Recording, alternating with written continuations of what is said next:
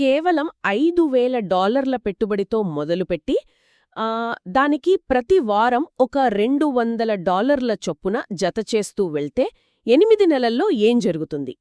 సాధారణంగా మనం బ్యాంకులో వేస్తే కాస్త వడ్డీ వస్తుంది అంతే కదా? కరెక్ట్. కానీ ఈరోజు మనం మన ఈ లోతైన విశ్లేషణలో చూడబోయే ఒక వాస్తవ పోర్ట్ఫోలియో డేటా చూస్తే ఎవరైనా ఆశ్చర్యపోవాల్సిందే. ఆ $5,000 పెట్టుబడి కేవలం 8 నెలల్లో ఏకంగా $13,838కు చేరుకుంది. ఓహో, అంటే దాదాపు 14,000 అన్నమాట. అవునవును. మొత్తం పెట్టిన పెట్టుబడి $11,850 దానిపై $1,988 లాభం వచ్చింది. అంటే ఇది 18.8% రాబడి. వావ్! దీన్ని వార్షిక రాబడి అంటే యాన్యులైజ్డ్ రిటర్న్ కింద లెక్కిస్తే అక్షరాల 30.2% వస్తుంది. 30% అంటే నిజంగా అసాధారణమైన విషయమే. ఏంటంటే ఇంటర్నెట్లో కనిపించే లాటరీ స్టాక్స్ లేదా రాత్రికి రాత్రే కోటీశ్వరులను చేసే స్కీమ్ల గురించి కాదు మనమిక్కడ మాట్లాడుకునేది. ఇది కేవలం గణితం మరియు మార్కెట్ వ్యూహాల ఆధారంగా జరిగిన వాస్తవం. అవును, ఇక్కడ అదృష్టం కంటే కూడా పక్కా ప్రణాళిక కనిపిస్తోంది. ఖచ్చితంగా. సో ఈరోజు విశ్లేషణలో ఈ అసాధారణ రాబడి వెనుక ఉన్న అసలు రహస్యాన్ని విప్పుదాం. ఆప్షన్స్ ట్రేడింగ్ ద్వారా ఒక చిన్న పోర్ట్ఫోలియోను ఇంత వేగంగా ఎలా నిర్మించవచ్చో అంచెలంచెలుగా చూద్దాం. తప్పకుండా. ఆ సంఖ్యలు వినడానికి చాలా ఆకర్షణీయంగా ఉన్నాయి. కానీ దీని వెనక అత్యంత క్రమశిక్షణతో కూడిన ఒక పద్ధతి ఉంది. ఎలాంటి పద్ధతి అంటారు? అంటే వార్షికంగా 30% రాబడి అనేది మార్కెట్లో చాలా పెద్ద విషయం. ఇది సాధించడానికి అదృష్టం మీద కాకుండా నిర్దిష్టమైన ఆప్షన్స్ వ్యూహాలపై ఆధారపడ్డారు. ప్రధానంగా కవర్డ్ కాల్స్, పూర్మాన్స్ కవర్డ్ కాల్స్ మరియు లీప్స్. ఓకే, ఈ 3 పేర్లు. అవును, ఈ 3 వ్యూహాలను ఒకదానికొకటి అనుసంధానం చేస్తూ ఒక యంత్రంలా పోర్ట్ఫోలియోను నడిపించారు. మార్కెట్ పెరిగినా పడిపోయినా స్థిరంగా ఆదాయాన్ని రాబట్టడమే ఈ వ్యూహం యొక్క ముఖ్య ఉద్దేశమన్నమాట. ఆగండి. ఇది వినడానికి చాలా సులభంగా ఉంది కానీ ముందుగా ఈ కవర్డ్ కాల్స్ అనే పదం దగ్గరే ఆగుదాం. సరే, చెప్పండి. పోర్ట్ఫోలియో డేటా ప్రకారం ఆగస్ట్ నాటికి వీరు నెలకు సగటున 2.2% రాబడిని స్థిరంగా సాధిస్తున్నారు. జూలై నెలలో చూస్తే కేవలం ఆప్షన్స్ ప్రీమియంల ద్వారానే $505 వచ్చాయి. అవును, ఒక చిన్న అకౌంట్కి అది చాలా మంచి మొత్తం. ఏంటంటే ఈ కవర్డ్ కాల్స్ ఎలా పనిచేస్తాయో నేనొక చిన్న ఉదాహరణ చెప్తాను.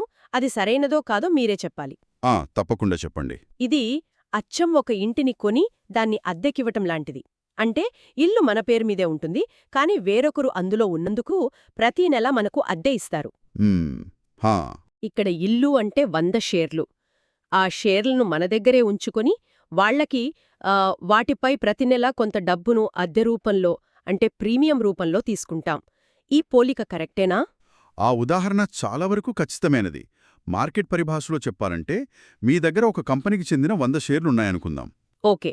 ఆ షేర్లను ఒక నిర్ణీత ధరకు అంటే స్ట్రైక్ ప్రైస్ వద్ద ఒక నిర్దిష్ట సమయంలోపు అమ్ముతాను అని మీరు మార్కెట్లో ఒక ఒప్పందం చేసుకుంటారు. అంటే భవిష్యత్తులో అమ్ముతాను అనే కదా? అవును.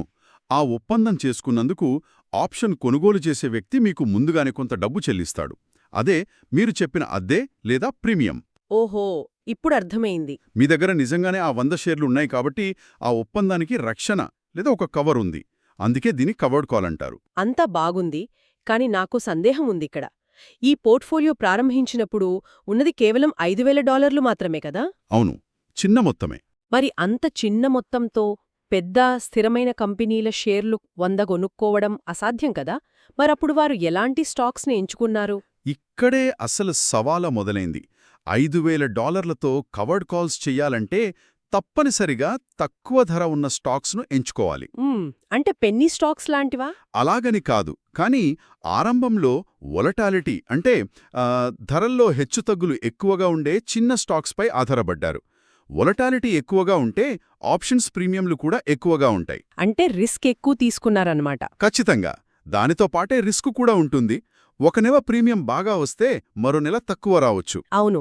అంటే ఒకవేళ ఆ స్టాక్ ధర దారుణంగా పడిపోతే పరిస్థితి ఏంటి? ఉదాహరణకు ఈ డేటాలో చార్జ్ పాయింట్, కోర్సేర్ మరియు జింగా లాంటి స్టాక్స్ ప్రస్తావన ఉంది. అవును, వాటి ధరలు పడిపోయాయి. వాళ్ళు ఆ షేర్లను కొన్న తర్వాత వాటి ధరలు పడిపోయాయి కదా?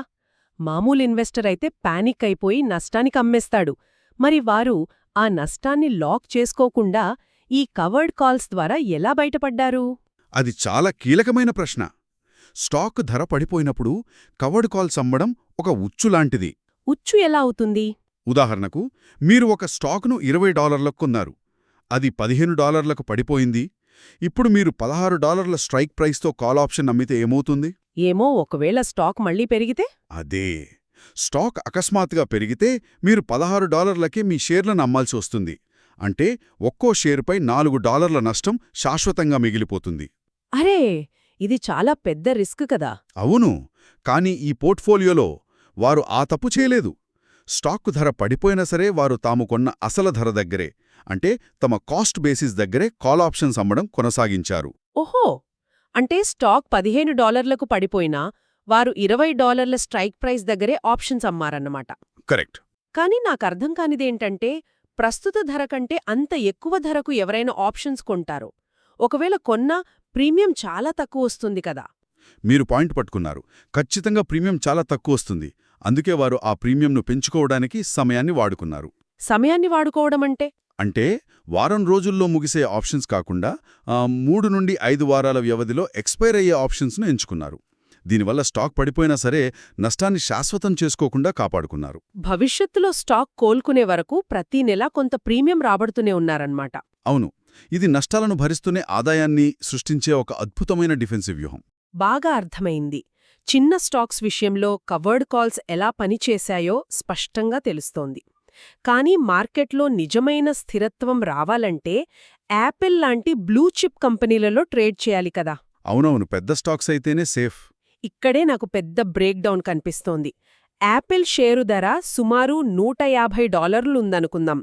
100 షేర్లు కొనాలంటే $15,000 కావాలి. ఖచ్చితంగా. మన దగ్గరున్నది చిన్న పోర్ట్ఫోలియో. మరి ఇన్ని లక్షల రూపాయల పెట్టుబడి లేనప్పుడు యాపిల్ లాంటి పెద్ద స్టాక్ మీద ఈ కవర్డ్ కాల్స్ ఎలా చేయగలిగారు? ఇక్కడే మనం పూర్ మ్యాన్స్ కవర్డ్ కాల్స్ గురించి మాట్లాడుకోవాలి. అవునవును, అదే పిఎంసిసి. అసలు దీన్ని పూర్ మ్యాన్స్ అని ఎందుకంటారు? దీని వెనుక ఉన్న మెకానిజం ఏమిటి? ఏంటంటే, పూర్ మ్యాన్స్ కవర్డ్ కాల్ అనేది తక్కువ మూలధనం ఉన్నప్పుడు పెద్ద స్టాక్స్ను నియంత్రించడానికి వాడే ఒక టెక్నిక్. $15,000 పెట్టి 100 షేర్లు కొనే బదులు మార్కెట్లో ఆ షేర్లను కొనడానికి వేరే దారి ఉంది. ఎలా? షేర్లు కొనకుండేనేనా? అవును, 1 సంవత్సరం లేదా 2 సంవత్సరాల పాటు ఆ షేర్లను ఒక నిర్ణీత ధరకు కొనుగోలు చేసే హక్కును మాత్రమే కొంటారు. ఈ దీర్ఘకాలిక హక్కునే లీప్స్ అంటారు. లీప్స్ అంటే long term equity anticipation securities కదా? కరెక్ట్. మరింత స్పష్టంగా చెప్పాలంటే దీన్ని డీప్ ఇన్ ద మనీ లీప్స్ అంటారు. అంటే మార్కెట్ ధర కంటే చాలా తక్కువ ధరకు కొనుగోలు చేసే హక్కు అన్నమాట. ఓహో. ఈ హక్కును కొనడానికి $15,000 అవసరం లేదు. బహుశా $3,000 లేదా $4,000 సరిపోతుంది. అంటే షేర్లు సొంతంగా కొనే బదులు వాటిని చాలా కాలం పాటు మన అధీనంలో ఉంచుకునే హక్కును తక్కువ ధరకు కొంటామన్నమాట. అదే ఆ హక్కును మన అకౌంట్లో ఉంచుకుని దానికి వ్యతిరేకంగా ప్రతీ నెల షార్ట్ కాల్స్ అమ్ముతాం. ఓకే. అంటే మన దగ్గర నిజంగా షేరు లేకపోయినా ఈ లీప్స్ అనే హక్కు వాటికొక కవర్లాగా పనిచేస్తుంది. అందుకే మూలధనం తక్కువగా ఉన్నవారు కూడా పెద్ద స్టాక్స్పై కవర్డ్ కాల్స్ చెయ్యొచ్చు. కాబట్టి దీన్ని పూర్ మ్యాన్స్ కవర్డ్ కాల్ అంటారు. అరే, చాలా తెలివైన పద్ధతి. అయితే ఈ డేటాలో యాపిల్ స్టాక్ మీద ట్రేడ్ చేసినప్పుడు ఒక ఊహించని పరిణామం జరిగింది కదా? అవును, మార్కెట్ ఒక్కోసారి మన అంచనాలను మించిపోతుంది. యాపిల్ స్టాక్ ధర అమాంతం పెరిగిపోయి వీరు అమ్మిన షార్ట్ కాల్ స్ట్రైక్ ప్రైస్ను దాటేసింది. అప్పుడు ఏమవుతుంది? ఒప్పందం ప్రకారం తక్కువ ధరకే అమ్మేయాల్సొస్తుంది కాబట్టి నష్టమొస్తుందా? లేదు, నష్టం రాదు. ఎందుకంటే కిందవారు కొన్న లీప్స్ ఆప్షన్ విలువ కూడా అదే స్థాయిలో పెరిగిపోతుంది కదా. అవును కదా. కాబట్టి ఆ ట్రేడ్ని లాభంతోనే ముగించారు. కానీ ఆ తర్వాత వాళ్ళు ఒక వ్యూహాత్మక మార్పు చేశారు. మళ్ళీ యాపిల్ మీద ట్రేడ్ చేయకుండా ఆ లాభాన్ని తీసుకుని ఏఎండీ స్టాక్ మీదకు మారారు. ఇది చాలా ముఖ్యమైన నిర్ణయం. ఏఎండీకెందుకు మారారంటారు? ఒక పక్క ఆప్షన్స్ ట్రేడింగ్ చేస్తూనే మధ్యలో ఈ ఫండమెంటల్ అనాలిసిస్ ఎందుకొచ్చింది? ఎందుకంటే ఆప్షన్స్ ట్రేడింగ్ అనేది కేవలం గాల్లో అంకెలు వేసుకోవడం కాదు. స్టాక్ కింద ఉన్న కంపెనీ బలంగా ఉండాలి. యాపిల్ ధర పెరిగిపోవటంతో అది ఈ చిన్న పోర్ట్ఫోలియో సైజుకు మించిపోయింది. అందుబాటులో లేకుండా పోయింది. అదే సమయంలో ఏఎండీ తక్కువ ధరలో ఉంది. దానికి తోడు ఏఎండీ గత కొన్ని త్రైమాసికాలుగా అద్భుతమైన ఆదాయ వృద్ధిని నమోదు చేస్తుంది. కంపెనీ భవిష్యత్తు గురించి మార్కెట్లో చాలా సానుకూల అంచనాలున్నాయి. అంటే టెక్నికల్స్తో పాటు ఫండమెంటల్స్ కూడా చూశారన్నమాట. అవును. ఇలాంటి ఫండమెంటల్ స్ట్రాంగ్గా ఉన్న స్టాక్ ఎంచుకోవడం వల్ల ఒకవేళ మార్కెట్ కిందకు పడిపోయినా స్టాక్ మళ్లీ కోలుకుంటుందని నమ్మకం ఉంటుంది. అర్థమైంది. ఈ ఏఎండీ ట్రేడ్లో వారు వాడిన లెక్కలు చూస్తుంటే నిజంగా ఆశ్చర్యం వేస్తోంది. ఎందుకని? ఎర్నింగ్స్ రిపోర్ట్కు ముందు ఏఎండీపై $95 స్ట్రైక్ ప్రైస్తో ఒక poor man's covered call setup చేశారు. ఎర్నింగ్స్ రిపోర్ట్ అద్భుతంగా రావడంతో స్టాక్ ధర కేవలం కొన్ని రోజుల్లోనే 85 నుండి ఏకంగా $110కి జంప్ అయింది. అవును, అది చాలా పెద్ద మూవ్. దీనివల్ల వారికి $600 పైగా లాభమొచ్చింది. కానీ నాకో సందేహం. అడగండి. స్టాక్ 85 నుండి 110కి వెళ్లితే వారు 95 దగ్గరే ఆగిపోవాలి కదా, ఎందుకంటే అదే వాళ్ల స్ట్రైక్ ప్రైస్ కాబట్టి. మరి ఆ పైకి వెళ్లిన లాభమంతా వాళ్లు కోల్పోయినట్లే కదా. దీనిలో అంత సంతోషించాల్సిన విషయమేముంది? ఇక్కడే మనం ట్రేడింగ్ మెకానిజం సరిగ్గా అర్థం చేసుకోవాలి. పైన అమ్మిన షార్ట్ కాల్ వల్ల లాభం 95 దగ్గరే ఆగిపోతుంది. దాన్నే క్యాప్డప్ అంటారు. అది నిజమే. కానీ కింద వాళ్లు ఒక లీప్స్ ఆప్షన్ కొని ఉంచుకున్నారు కదా. స్టాక్ 85 నుండి 110కి వెళ్ళినప్పుడు ఆ షార్ట్ కాల్పై నష్టం వచ్చినప్పటికీ ఈ కింది లీప్స్ ఆప్షన్ విలువ విపరీతంగా పెరిగిపోయింది. ఓహో, అంటే కింద ఉన్న ఆప్షన్ లాభాలను లాగిందన్నమాట. కరెక్ట్. ఈ రెండింటిని కలిపి లెక్కవేస్తే, అంటే లీప్స్ ఇచ్చిన భారీ లాభం నుండి షార్ట్ కాల్ ఇచ్చిన నష్టాన్ని తీసేస్తే నికరంగా $600 లాభం చేతికి వచ్చింది. భలే బ్యాలెన్స్ చేశారు.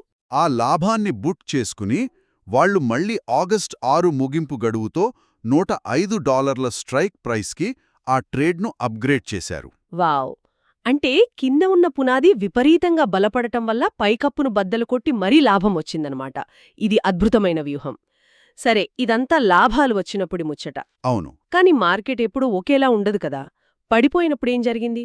పోర్ట్ఫోలియో డేటాలో ఒక దశలో దాదాపు $850 నష్టంలో ఉన్నట్లు రికార్డైంది. అవును. మార్కెట్ కరెక్షన్ వచ్చినప్పుడు అందరికీ నష్టాలొస్తాయి. అంత పెద్ద నష్టమొచ్చినప్పుడు వ్యూహమేమిటి? దాన్ని వారు ఎలా ఎదుర్కొన్నారు? ఇక్కడే వారు ఆప్షన్స్ను రోల్ చేశారు అనుంది. అసలు ఈ రోలింగ్ అంటే ఏంటి? రోలింగ్ అనేది ఆప్షన్స్ ట్రేడింగ్లో మిమ్మల్ని కాపాడే అత్యంత ముఖ్యమైన సాధనం.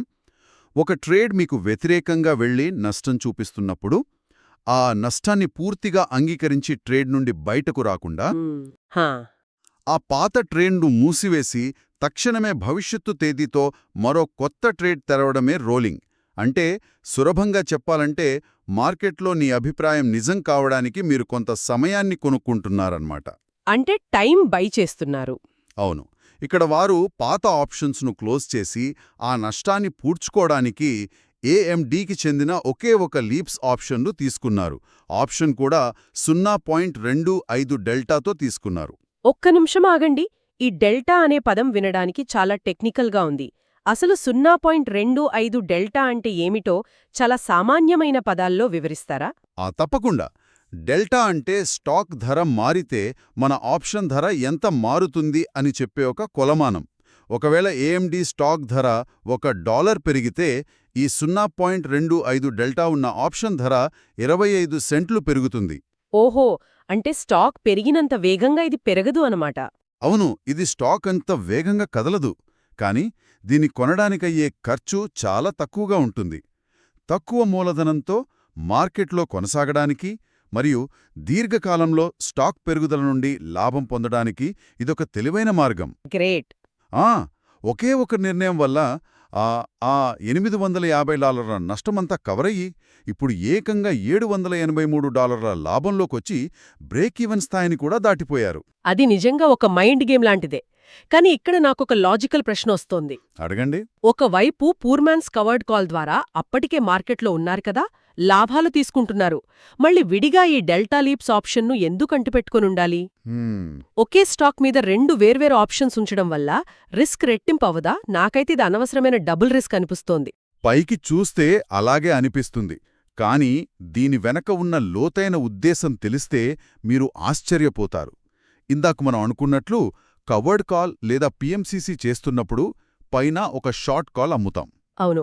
దానివల్ల మన లాభానికి ఒక లిమిట్, అంటే ఒక క్యాప్ వచ్చేస్తుంది కదా.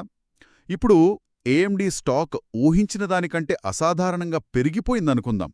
ఉదాహరణకు 115 లేదా $120కు వెళ్ళిపోయిందనుకుందాం. అప్పుడు అప్పుడు కవర్డ్ కాల్ ద్వారా వచ్చే లాభం అక్కడే ఆగిపోతుంది. కానీ ఈ విడిగా ఉన్న లీప్స్ ఆప్షన్కు ఎలాంటి లిమిట్ లేదు. స్టాక్ ఎంత పెరిగితే ఇది అంత లాభాన్నిస్తుంది. ఆ అర్థమైంది. అంటే ఊర్మాన్స్ కవర్డ్ కాల్ అనేది ప్రతి నెలా స్థిరంగా వచ్చే జీతం లాంటిది. ఒక లిమిట్ ఉంటుంది. కానీ ఈ లీప్స్ ఆప్షన్ అనేది అనుకోకుండా తగిలే జాక్పాట్ లాంటిది. సరిగ్గా చెప్పారు. మార్కెట్ విపరీతంగా పెరిగినప్పుడు ఆ అదనపు పెరుగుదలను క్యాచ్ చేయడానికి ఇది ఒక వలలాగా పనిచేస్తుందన్నమాట. ఈ రెండింటి బ్యాలెన్సింగ్ వల్లే వారు నష్టాన్ని కవర్ చేయడమే కాకుండా అదనపు లాభాలను కూడా రాబట్టగలిగారు. అవునండి. ఇది కేవలం నష్టాన్ని కవర్ చేయడం కాదు, పోర్ట్ఫోలియోకి ఒక రక్షణ కవచం ఏర్పాటు చేయడం. ట్రేడింగ్ అంటే ఎప్పుడూ ఒక ప్లాన్ బి సిద్ధంగా ఉంచుకోవడం కదా. నిజమే. ఈ వ్యూహాలన్నీ చాలా అద్భుతంగా ఉన్నాయి. కానీ పోర్ట్ఫోలియో పెరుగుతున్న కొద్దీ కేవలం ఆప్షన్స్ ట్రేడింగ్ మీదనే ఆధారపడితే సరిపోతుందా? ఎందుకని? ఎందుకంటే దీర్ఘకాలిక పెట్టుబడుల స్థిరత్వం కూడా చాలా అవసరం కదా. మన ముందున్న డేటా ప్రకారం ఈ పోర్ట్ఫోలియోలో లాంగ్ టర్మ్ హోల్డ్స్ అంటే దీర్ఘకాలం కోసం కొనిపెట్టుకున్న షేర్ల ద్వారా కూడా సుమారు $386 లాభం వచ్చింది. అవును, అది కూడా ఒక ఆదాయ మార్గమే. అంతేకాకుండా వారి వద్దెప్పుడు ఒక $529 నిధులు ఏ పెట్టుబడి పెట్టకుండా ఖాళీగా ఉన్నాయి. ఈ దశలో ఆ డబ్బని ఎలా ఉపయోగిస్తారు? ఇంకేమైనా కొత్త స్టాక్స్లో ప్రయోగాలు చేస్తారా? ఇక్కడే జాగ్రత్త పడాలి. ఒక పోర్ట్ఫోలియో విజయవంతంగా ఎదుగుతున్నప్పుడు చెయ్యకూడని అతిపెద్ద తప్పు ఆ కొత్త ప్రయోగాలు చేయడం. అంటే ఉన్నవాటితోనే సర్దుకోవాలా? ఆ $529తో కొత్త స్టాక్స్ వెనుక పరిగెత్తే బదులు వారి వ్యూహం చాలా స్పష్టంగా ఉంది. ఇప్పటికే వారి వద్ద యాపిల్, నైక్, టార్గెట్ మరియు మాస్టర్ కార్డ్ లాంటి అత్యంత బలమైన, ప్రపంచవ్యాప్తంగా నిరూపించుకున్న కంపెనీల షేర్లున్నాయి. చాలా సాలిడ్ కంపెనీలవన్నీ. అవును. ఆ మిగిలిన నిధులను ఈ కంపెనీల్లోనే మళ్లీ పెట్టుబడిగా పెట్టి తమ షేర్ల సంఖ్యను రెట్టింపు చేయాలనుకుంటున్నారు. అంటే ట్రేడింగ్ ద్వారా ఆప్షన్స్ ప్రీమియంల ద్వారా వచ్చిన లాభాలను తీసుకెళ్లి స్థిరమైన కంపెనీల్లో పెట్టుబడిగా పెడుతున్నారు. ఇది ఒక చక్రంలాగా, ఒక కాంపౌండ్ ఇంట్రెస్ట్ లాగా పనిచేస్తుందన్నమాట. ఖచ్చితంగా. అసలైన సంపద సృష్టి ఇక్కడే జరుగుతోంది. మరి భవిష్యత్తు గురించి వారి ప్రణాళికేమిటి? ఈ పోర్ట్ఫోలియో $13,838కి చేరుకుంది. ఈ ప్రయాణం ఎలాగే కొనసాగితే తదుపరి అడుగులు ఎలా ఉంటాయి? వారు ఒక పెద్ద మైలురాయిని లక్ష్యంగా పెట్టుకున్నారు. అదే $15,000 మార్క్. ఆ స్థాయికి చేరుకోగానే పోర్ట్ఫోలియో ఒక స్థిరమైన పునాదిని ఏర్పాటు చేసుకున్నట్లు లెక్క. అప్పుడు వారు నేకెడ్ కాల్స్ను ప్రారంభించాలని భావిస్తున్నారు. నేకెడ్ కాల్సా? ఆ పేర్లోనే చాలా రిస్క్ ఉన్నట్లుంది. కవర్డ్ కాల్స్లో కనీసం మన దగ్గర షేర్లుంటాయి కాబట్టి ఒక రక్షణ ఉంటుంది. అవును. మరి ఈ నేకెడ్ కాల్స్ అంటే మన దగ్గర అసలు షేర్లు లేకుండానే ఆప్షన్స్ అమ్మడమేనా? ఇది చాలా ప్రమాదకరం కదా. మీరు చెప్పింది అక్షరాలా నిజం. స్టాక్ ఒక్కసారిగా విపరీతంగా పెరిగిపోతే ఆప్షన్ కొన్న వ్యక్తికి మనమెక్కడ్నుండో షేర్లు తెచ్చివ్వాలి. నష్టం అపరిమితంగా ఉంటుంది కదా. అవునండి. నేకెడ్ కాల్స్లో అపరిమితమైన రిస్క్ ఉంటుంది. కానీ దాన్ని సరైన రిస్క్ మేనేజ్మెంట్తో, తగినంత మార్జిన్తో వాడుకుంటే మార్కెట్ ఏ దిశలో ఉన్నా, అంటే పైకి వెళుతున్నా, కిందకు పడుతున్నా లేదా సైడ్ వేస్లో ఉన్నా ప్రీమియం రాబట్టడానికి అదొక అద్భుతమైన సాధనం. అంటే ఇదందరికీ సెట్ అవ్వదు కదా. ఖచ్చితంగా కాదు. ఇది కేవలం అనుభవజ్ఞులైన ప్రొఫెషనల్ ట్రేడర్స్కు మాత్రమే పరిమితం. పోర్ట్ఫోలియో $15,000కు చేరుకుందంటే ఆ వ్యూహాన్ని అమలు చేయడానికి కావలసిన ఆర్థిక బలం, మానసిక స్థిరత్వం రెండూ వచ్చినట్లే అని వారంచన. వావ్! ఒక చిన్న అకౌంట్తో మొదలుపెట్టి ప్రతి వారం కొంత డబ్బు జతచేస్తూ ఇన్ని రకాల సంక్లిష్టమైన వ్యూహాలను ఇంత పద్ధతిగా అమలు చేయడమనేది నిజంగా ఒక అద్భుతమైన కేస్ స్టడీ. అవునండి. మనం ఈరోజు చర్చించిన విషయాలను ఒక్కసారి సంక్షిప్తంగా చూద్దాం.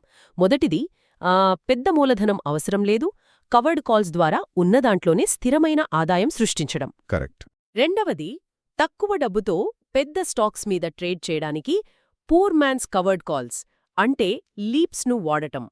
మూడవది, మార్కెట్ కిందకు వెళ్ళినప్పుడు భయపడకుండా రోలింగ్ ద్వారా నష్టాలను పూడ్చుకోవటం. వీకన్నింటిలో ఉన్న కామన్ పాయింట్ ఏమిటంటే ట్రేడింగ్ చేసేటప్పుడు ఎమోషన్స్ను పూర్తిగా పక్కనపెట్టి కేవలం లెక్కలు మరియు సిస్టమ్ ఆధారంగా మాత్రమే నిర్ణయాలు తీసుకోవటం. 100% నిజం. మార్కెట్లో డబ్బు సంపాదించాలంటే మార్కెట్ ఎటు వెళ్తుందో ముందుగాని ఊహించాల్సిన పనేలేదు. మన చేతిలో ఉన్న మూలధనాన్ని వాడుకుంటూ లెక్కల ప్రకారం రిస్కును బ్యాలెన్స్ చేసుకుంటే చాలు. నిజమే. మనం ఈరోజు ఆప్షన్స్, స్ట్రైక్ ప్రైస్, ప్రీమియంలు, డెల్టా ఇలా చాలా టెక్నికల్ విషయాల గురించి లోతుగా విశ్లేషించాం. ఈ గణాంకాలన్నీ ఎలా పనిచేశాయో స్పష్టంగా అర్థమైంది. కాని ఈ మొత్తం ప్రక్రియ వెనుక అంకెల కంటే బలమైన మానసిక తత్వం ఒకటే ఉంది కదా, దాని గురించి మీరేమంటారు? ఈ టెక్నికల్ పదాలన్నింటి వెనుక ఉన్న అతిపెద్ద నిజం సమయం మరియు మార్కెట్ భయం. భయమంటారా? అవును, ఒకరి భయమే మరొకరికి ప్రీమియం రూపంలో ఆదాయంగా మారుతుంది. రేపు మార్కెట్ పడిపోతుందేమో లేదా అమాంతం పెరిగిపోతుందేమో అన్న భయంతో ఒకరు ఆప్షన్ కొంటే ఆ భయాన్ని తమకు అనుకూలంగా మార్చుకుని ఇంకొకరు ఆ ఆప్షన్ను అమ్ముతున్నారు. అరే, చాలా లోతైన పాయింట్ ఇది.